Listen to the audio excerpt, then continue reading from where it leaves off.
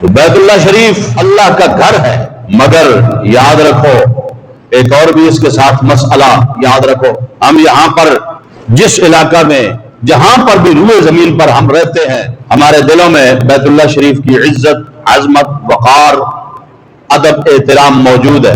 اللہ کے گھر میں جا رہے ہیں یہ نہیں کرنا، اللہ کے گھر میں جا رہے ہیں یہ نہیں، پاک صاف ہو کے اللہ کے گھر میں جانا ہے۔ اور کچھ لوگوں کو یہ نظریہ ہوتا ہے کہ اللہ کے گھر سے واپس آ کے پاک صاف ہوں گے۔ کسی کو کہا جائے یار نماز پڑھ گے، بس جان لگے جی اللہ کے گھر میں انشاءاللہ واپس آ کے نماز پابندی نہ پڑھیں گے، داڑھی رکھ لو جی بس انشاءاللہ تعالی جی جان لگے آپ واپس آ کے اللہ کے فضل و کرم ناظر جو ہے نا داڑھی رکھ لینی۔ ادھر سے آ کے پرہیزگار بننا ہے۔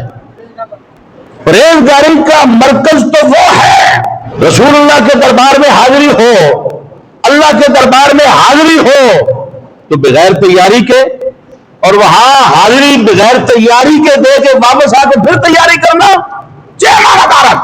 یہ کوئی معنی نہیں رکھتا۔